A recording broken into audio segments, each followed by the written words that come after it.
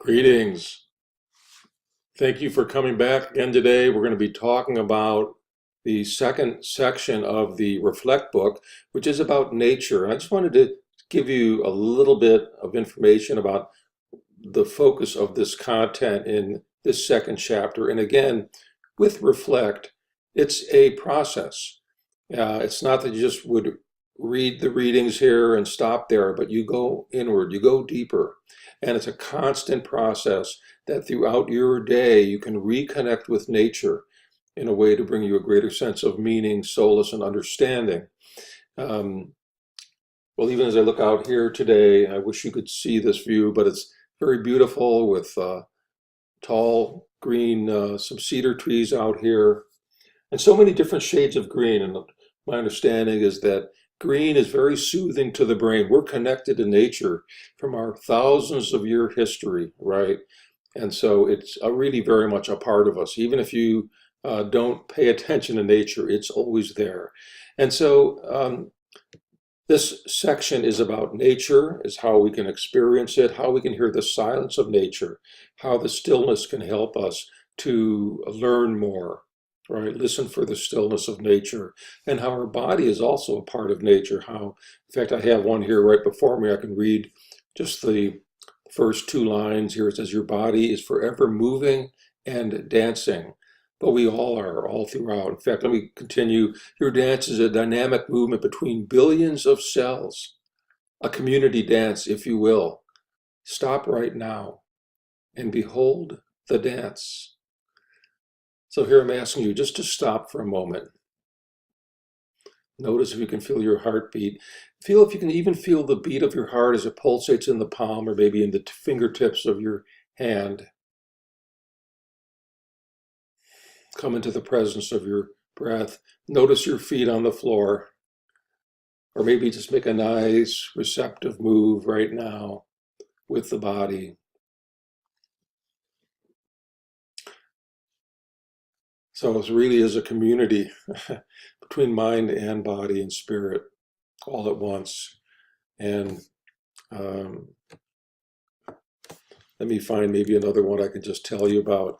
But the idea that nature is, there's a lot of science actually, it's not in this book, but there is a lot of science that really um, explains that we are pulled into nature.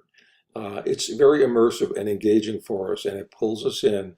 And actually, in Japan, since the 80s, have had something they call forest bathing, where people go out into the forest and just take walks or just be in the forest. And the forests have been shown to produce, emit different chemicals that are actually connected to boost the human immune system. So it's beneficial even just to sit in nature and to look up into the sky, just to cast your worries out. Now, if you're going to go into nature, I would recommend uh, that you maybe leave your cellular device or behind.